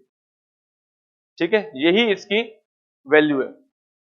चलो इस पर सवाल है, मैं आपको अच्छा सा एक सवाल है, 111 1 plus sine A 1 plus sine B 1 plus sine C 1 plus sine square A 1 plus sine square B 1 plus sine square C equal to 0। यदि ABC किसी त्रिभुज के 3 कोण है तो त्रिभुज कैसा होगा? जेपीएस का सवाल है। यदि ABC किसी त्रिभुज के 3 कोण है तो वह त्रिभुज कैसा होगा? ऑप्शन है समबाहु, समद्विबाहु, समकोण, है ना, समद्विबाहु समकोण, इस तरह से। तो आपको रिजल्ट बताते हैं, ये त्रिभुज होगा समद्विबाहु, आइसोसेकल। कैसे? अगर मैं फर्स्ट रो को सेकंड में से घटा दूं, फर्स्ट रो को सेकंड में से घटा दूं, तो सेकंड रो क्या बन जाएगी, sine A sine B sine C, और फर्स्ट को थर्ड में से घटा दूं तो sine square A sine square B sine square C equal 0। ये क्या बन गया, 1 1 1 A B C A square B square C square. ठीक है जी, 1 1 1 A B C A square B square C square बन गया। इसका मतलब क्या आ जाएगा, sine A minus sine B minus sine C minus sine A equal to, इसका मतलब समझ आ रहा है भाई, एबीसी की जगह पर क्या है, sign A sine B sine सी। इसका मतलब या तो पहला फैक्टर 0 होगा या दूसरा 0 होगा या तीसरा 0 होगा, यानी कि या तो ए बराबर बी है या बी बराबर सी है या सी बराबर। ऐसा नहीं कि संभव हो नहीं सकता, लेकिन समद्विबाहु से भी हो जाएगा। तो ऐसा नहीं कि हमको समबाहु ही होना चाहिए, इक्विलेटरल ही होना चाहिए, ऐसा नहीं है। समद्विबाहु है, अगर आइसोसेकल है तो भी ऐसा होगा। ठीक है जी, ये इस पर एक सवाल है कि त्रिभुज कैसा होगा जी, त्रिभुज समद्विबाहु होगा। चलो खैर, ये तो सवाल और बनते रहेंगे। तो अगर आपके पास तीन A B 1 1 1 A B C A square B square C square है, तो A minus B minus C और सी माइनस ए इसकी वैल्यू होती है। ठीक है जी, अब मैंने उसी डिटर्मिनेंट को किसी और तरीके से लिखा है, दोनों डिटर्मिनेंट सेम है, थोड़ा सा फर्क है, बस लिखने में थोड़ा फर्क है। B C C A B कर दिया। सेम कैसे है, अगर हम सेकंड को लें, ठीक है, मैंने क्या किया, ए से मल्टीप्लाई कर दिया, और भी तरीका कोई हो सकता है। फर्स्ट कॉलम को ए से मल्टीप्लाई किया और डिवाइड भी कर दिया। अच्छा, फिर क्या किया, सेकंड कॉलम को बी से मल्टीप्लाई कर दिया, थर्ड कॉलम को सी से मल्टीप्लाई कर दिया, मल्टीप्लाई कर दिया, डिवाइड कर दिया। अब क्या करो, वापस एबीसी कॉमन आ जाएगा, वापस एबीसी कॉमन ले लो, तो ये कैंसिल हो जाएगा। तो क्या डिटरमिनेंट नहीं कि वो वाली डिटरमिनेंट इसके इक्वल है।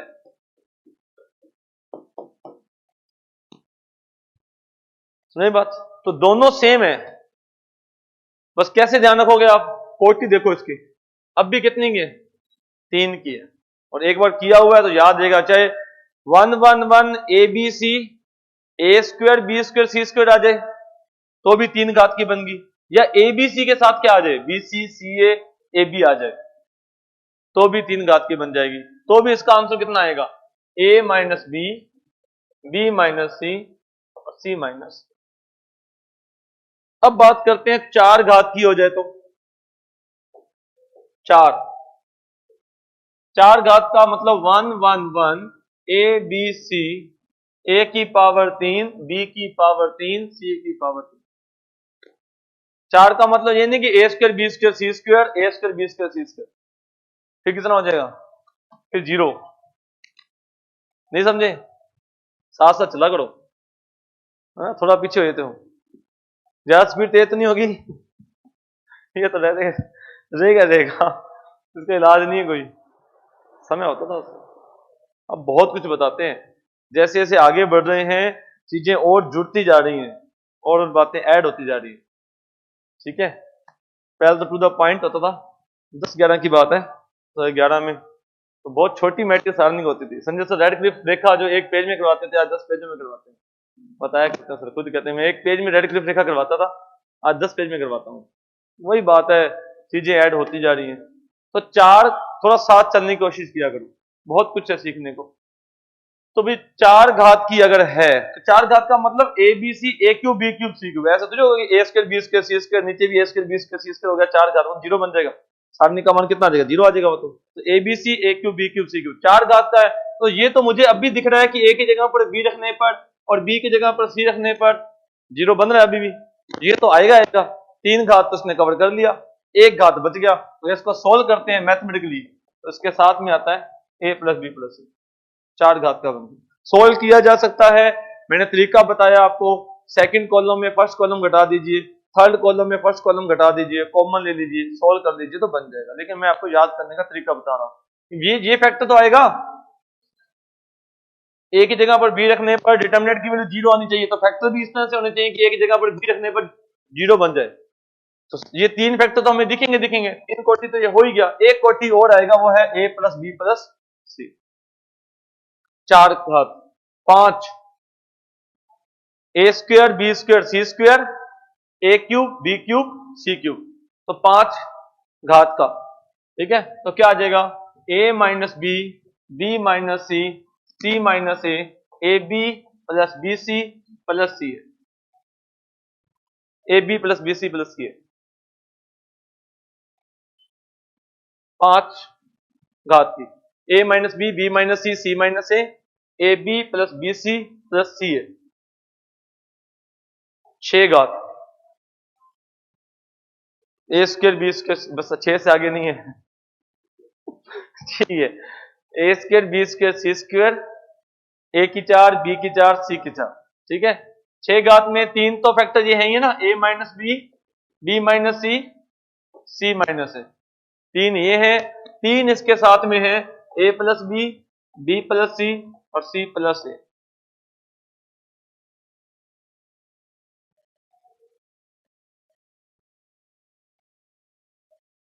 ठीक है जी।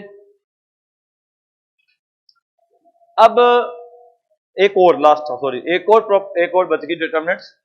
फिर सबको याद रखना, पहली कौन सी की थी हमने, ABC B C A C A B वाली, फिर 3 कोटि वाली, फिर 4 कोटि वाली, 5 कोटि वाली, 6 घात वाली कोटि। घात कहें 3 घात 4 घात 5 घात 6 घात, वो 4 वो हो गई, और एक पहले की थी। एक और है 1 plus A B C A 1 plus B C A B 1 plus C. ठीक है, इस पर ना कई तरह के अलग अलग सवाल बनते हैं, मतलब ये अकेली नहीं है, ये बहुत तरह से यूजफुल है।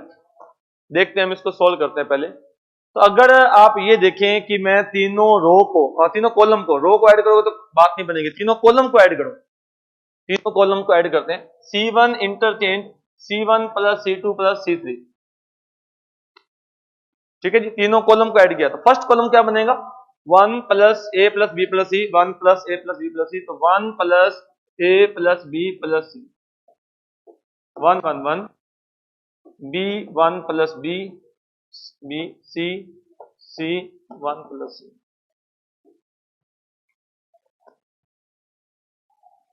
ठीक है जी, 1 plus A plus B plus.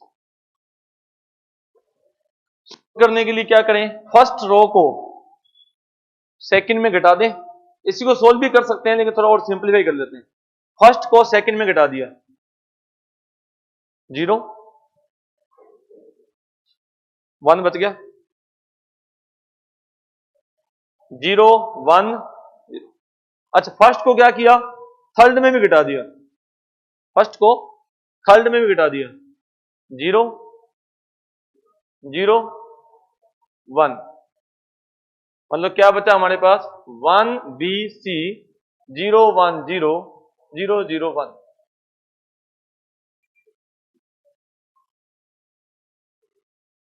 सही है, कितना आया, 1।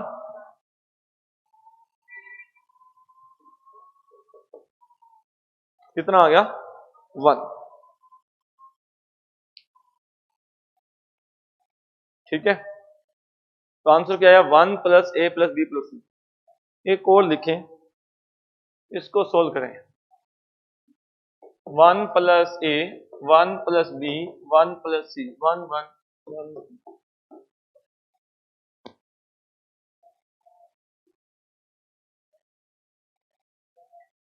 ठीक है, अगर आप इसको सोल्व करते हैं, this is equal to A B C 1 plus 1 upon A 1 by B 1 by सी।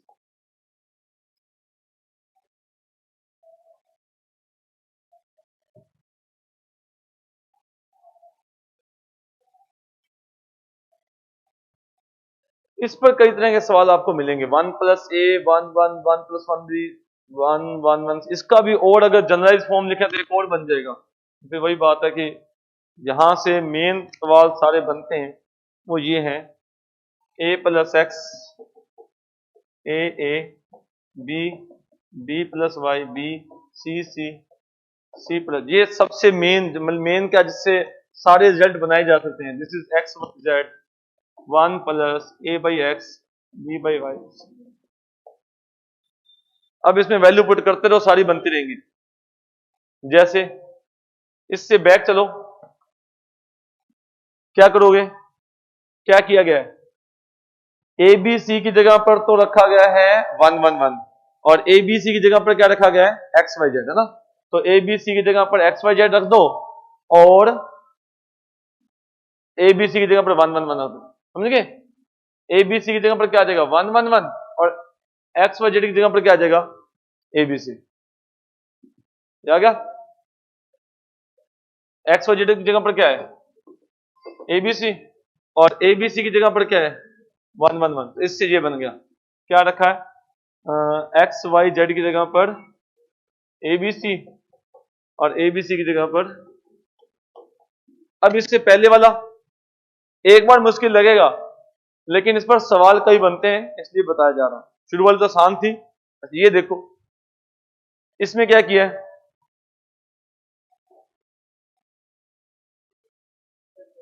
इसमें एक्स वाई जेड की जगह पर 1 1 1 है ना, ऐसे ही है, एक्स वाई जेड की जगह पर 1 1 है, बाकी सब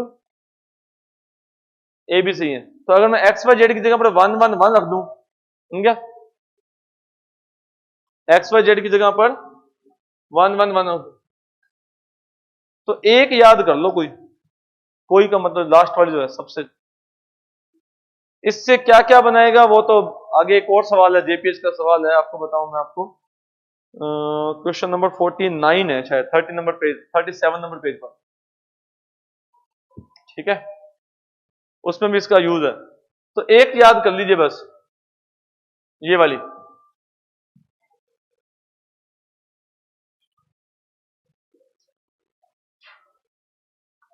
जब सवाल आएंगे ना तब इसकी इंपॉर्टेंस समझ आएगी, ये क्यों ऐसे कहा जा रहा है। सवाल करते हैं तब प्रॉपर्टी रिपीट होगी। जैसे अब इससे पहले जो मेथड डिस्कस कर चुके हैं उसका भी इस्तेमाल आप कर सकते हैं, जो वैल्यू पुट करने वाला था उन सब चीजों का इस्तेमाल आप कर सकते हैं, लेकिन मैंने आपको जो भी 4 5 सारणिकें बनाई हैं उसका इस्तेमाल करना बताऊंगा। जैसे क्या मैं इसको ये लिख सकता हूं 1 1 1 A B C A square B square C square minus 1 1 1 A B C C A और ए बी लिख सकता हूं। तो इन दोनों सारणिकों में क्या संबंध होता है, सेम ही होती है, सेम ही होती है कि नहीं होती भाई। 3 कोटि में क्या लिखा था A B C A square B square C square लिखा था, या क्या लिखा था A B C C A B लिखा था। तो इसकी वैल्यू कितनी है ए minus B minus C minus ए, जितनी वैल्यू इसकी है उतनी ही वैल्यू दूसरे की है, तो आंसर 0, दोनों की वैल्यू सेम थी, दिस इज 0। और देखो, हाँ जी, और कोई तरीका आपके माइंड में है तो वो तो आप कर ही सकते हैं जो पहले बताए थे, लेकिन अभी जो मैंने फॉर्मेट आपको बताया है मैं उसका इस्तेमाल करवाना चाहता हूं। हाँ जी, बी सी ए वाला कॉलम इसको मैं लिख दिया x, सी ए बी इसको लिख दिया y, ए बी सी इसको लिख दिया z, फिर बी सी आ गया, क्या लिख देता हूं x, और फिर ए बी सी आ गया, ए बी सी क्या लिखा था आपने z। ऐसा क्यों लिखा मैंने, क्योंकि मुझे पता है 4 सारणिकें बनेंगी, 4। तो जब देखो x z z बनेगा, समझ गए, एक्स जेड जेड, क्योंकि सी ए बी सॉरी क्या बनेगा, हाँ B C S A B C A B C A B C A B C, दो कॉलम सेम, तो 0। तो एक्स जेड जेड 0, हाँ जी, एक्स एक्स जेड 0, क्योंकि एक्स 2 बार आएगा। फिर क्या आएगा वाई जेड जेड, फिर 0, वाई जेड जेड, तो एक ही बची कौन सी, Y X Z, Y X Z. अब आपने वाई किसको माना हुआ है, है ना, सी ए बी, वाई किसको माना हुआ है, सी ए बी को, एक्स किसको माना हुआ है, बी सी ए को, और जेड किसको माना हुआ है, ए बी सी को। तो A B C, B C A B, ये बनेगा, है ना। ये प्लस का क्यों दिया हुआ है, क्रम का फर्क होगा, उसमें क्या था, A B C A B था, तो माइनस पहले आया था ना, इसमें उल्टा हो सकता है, उल्टा ही होगा तो ही प्लस का आंसर होगा।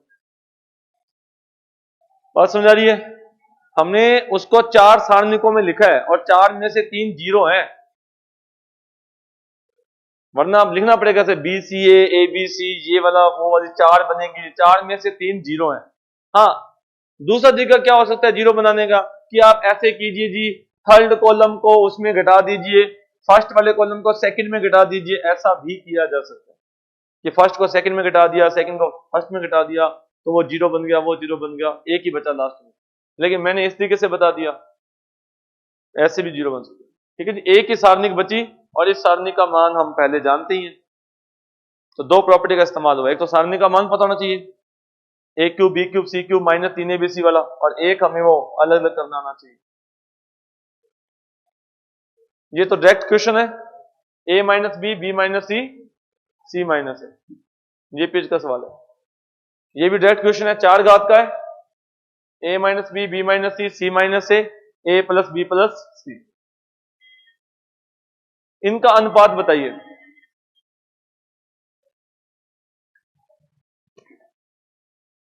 ये 3 घात वाली है, ये 3 घात वाली है।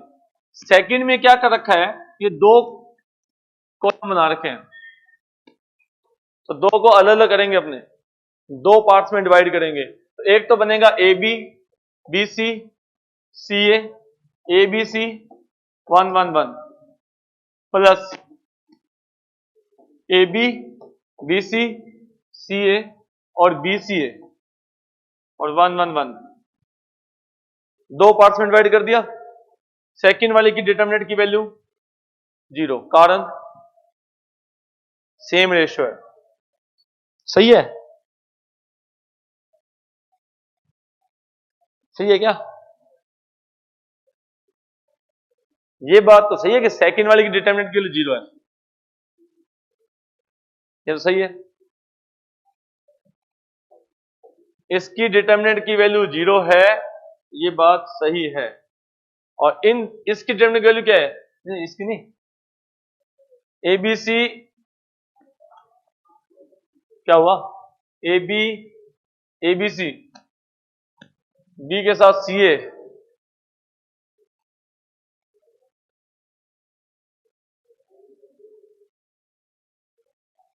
इसकी डिटरमिनेंट की वैल्यू भी इतनी आती है, भी ए माइनस बी माइनस सी और सी माइनस ए ही आती है ना। अब कैसे आती है, ये थोड़ा सा आपको मैं अब छोड़ रहा हूं एक बार के लिए, इसका रेशियो 1:1 है, उसका तो पता ही है ना, इसकी तरह सोच लेना, सोलना भी सोल्व करना, सेम वैल्यू आएगी। ठीक है, एक बार के लिए छोड़ रहा हूं। हाँ जी, ये बहुत अच्छा सवाल है, काफी अच्छा सवाल है। एक और भी ऐसा सवाल है, मैं अब दोनों बताऊंगा एक साथ। हाँ जी, हमें वैल्यू बतानी है X Y Y Z Z X की। सबसे पहले हमने क्या किया, इस डिटरमिनेंट को 2 डिटरमिनेंट की फॉर्मेट में लिखा, x की पावर 4 y की पावर 4 z की power 4 and minus X Y Z. यहां तक किसी को डाउट भी, अगर मैं इसको ऐसे लिख दूं तो, हाँ जी लिख सकते हैं, माइनस कॉमन ले लिया, 1 1 1 में से माइनस को बाहर लिख दिया, तो ये दोनों आपस में इक्वल हो गए, इक्वल 0 ना, ये दोनों आपस में इक्वल हो गए। जो पहली वाली डिटरमिनेंट है, उसकी पहली पंक्ति में से x कॉमन आता है, दूसरी में से y कॉमन आता है, तीसरी में से z कॉमन आता है, x y z। पहली में से x कॉमन आता है, दूसरी में से y कॉमन आता है, तीसरी में z कॉमन आता है। x y z कॉमन लेने के बाद क्या बचता है, 1 1 1 1 1 1 x square y square z square, x की पावर 3 y की पावर 3 z की पावर, मतलब कितना, 5 घात। और इक्वल टू में क्या दे रखा है, कितनी वाला, 4 वाला, ये 4 वाला है, एक्स वाई जेड, एक्स की पावर 3, वाई की पावर 3, जेड की पावर, ठीक है जी। अब बताओ 5 घात वाले में क्या रिजल्ट आता होता था, 5 वाले में और 4 वाले में वो काट दूंगा, X minus Y, Y minus Z, Z minus X तो काट दूं, और दोनों तरफ आएगा, ठीक है। तो 5 वाले में क्या आता होता है फिर, X Y, Y Z, Z X, 3 तो वो होता है, 2 ये, और उसमें 4 वाले में क्या आएगा, X plus Y plus Z, X minus Y, Y minus Z और जेड माइनस एक्स, वो तो मैंने दोनों तरफ से काट दिया। 4 वाले में क्या होता है, X plus Y plus Z, और 5 वाले में X Y, Y Z, Z X. और वैल्यू किसकी पूछी है आपसे, X into Y, Y into Z, Z into X की, तो कितनी आ जाएगी, X plus Y plus Z बटा में एक्स वाई जेड।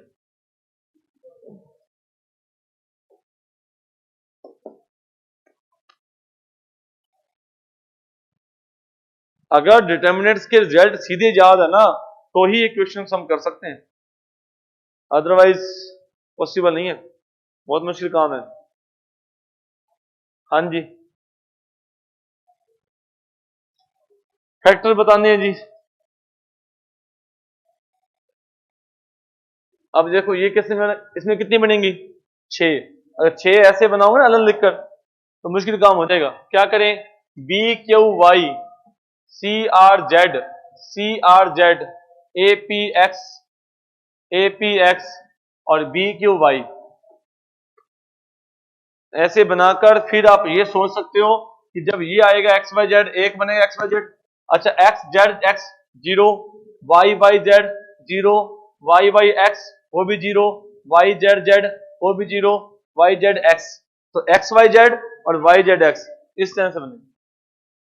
6 में से कोई 2 बच जाएंगे ना, मतलब सोल्व इस तरह से करना है।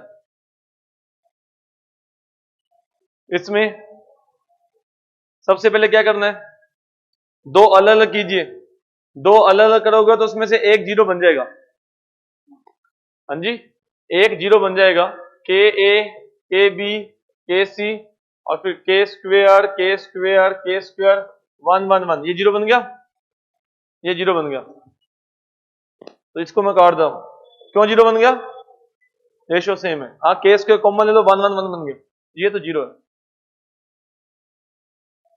अब के कॉमन ले लो, के कॉमन ले लो, तो 1 1 1 A B C, A square B square C square वाला, ठीक है। और ये ध्यान है कि थोड़ा सा प्लस माइनस वाला ध्यान ना, तो आगे पीछे लिख दे और फिर गड़बड़ हो जाए, ठीक है जी। तो क्या बनेगा, प्लस माइनस का देख लेना, कितना सवाल है, ये कितनी कोटि का है, कितनी घात का, 6, इधर वाला 3, तो 6 में और 3 में क्या फर्क होता है, ए माइनस बी, बी माइनस सी, सी माइनस सी, दोनों में आता होता है, A plus B, B plus C, C plus से आता है, इसमें एक्स्ट्रा ये होता है, तो बाकी तो कैंसिल हो जाएगा, ए माइनस बी, ठीक है, लिख दूं, ए प्लस बी, बी प्लस सी और सी प्लस ए, और बाकी 3 कौन से होते हैं, ए माइनस बी, बी माइनस सी, सी माइनस ए, वो तो कैंसिल हो जाएंगे, तो लैम्डा की वैल्यू आ गई।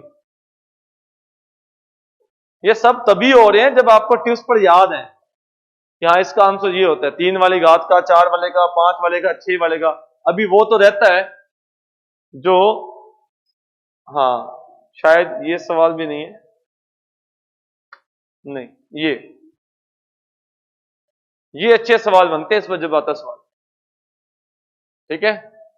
1 प्लस ए 1 1 1 1 प्लस बी 1, तो क्या क्या लग रहा है, ए बी सी की जगह पर 1 1 है और एक्स वाई जेड की जगह पर ए बी सी है, आई थिंक सो, मतलब इसका आंसर मेरे हिसाब से ये आता है, A B C 1 plus X by 1 by A, 1 by B and 1 by C, ये आएगा। वो एक रिजल्ट याद कर लेना, X Y Z 1 plus X by A plus Y upon B plus Z upon C, गलत है, एक्स वाई जेड की जगह पर एबीसी है और एबीसी की जगह पर 1 1 1 है, अब अगर इसकी वैल्यू 0 है, अगर इसकी वैल्यू 0 है तो सभी अशून्य और असमान है, ये तो 0 नहीं है, तो फिर ये 0 होगा। ये ना एक्चुअली इसकी वैल्यू, ये अब सवाल क्या है ये चेक करना, 66 नंबर सवाल देखना, इनमें तो कोई नहीं, अपने नहीं, वो देखो क्या, मैंने कहा ठीक है, कुछ मिस्टेक, इनमें से कोई नहीं है, ठीक है जी। फिर एक सवाल करवाया, वो भी इनमें से कोई नहीं आया, तो ठीक है जी। फिर इसको सवाल को छोड़ो, इस आंसर को याद रखो, तरीका याद रखो। अब एक बार सवाल पता क्या पूछा गया था, एक बार उसने सवाल पूछा कि यदि ए बी सी तीनों नॉन जीरो हैं तो फिर x अपॉन ए प्लस मतलब 1 upon A plus 1 upon B plus 1 upon C की वैल्यू कितनी होगी।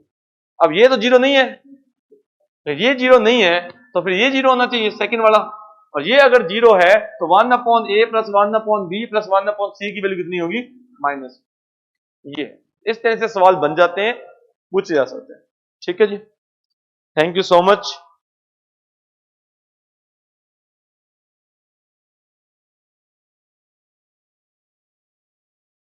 होमवर्क है ये, अब देखो कितने अच्छे सवाल हैं, ये वही सवाल अभी बताया था मैंने, -1 किए हुए हैं ना, तो लगता है हाँ ये तो -1 आ गया, वरना ये कुछ आसान सवाल नहीं है। देखो फिर आ गया 1/a 1 + a 1 + b 1 + c किसके बराबर है, अब किसके बराबर है ये, चलो करो कुछ कर जाकर, किसके, ये देखो ये एग्जाम में आए हुए। अब तो ठीक है, इसमें क्या किया है, जो ABC है ना, XYZ की जगह पर ABC की जगह AAA है, और ABC की जगह पर 111 है, मतलब ABC भी 111 ए सेम कर दिया। तो जो भी अभी आंसर लिख रहे हैं ना आप, ABC 1 + 1 upon A plus 1/b plus 1/c, अब ABC को सेम कर दो, तो a की पावर 3 और 1 + 3 अपॉन ए। अगर ऐसे अगर नहीं याद ना तो फिर करके देख लेना कभी, तब पता चले कितना आसान सवाल है। थोड़ा समय लेता है जी, याद है तो बहुत अच्छी बात। चलिए खैर, ओके थैंक यू।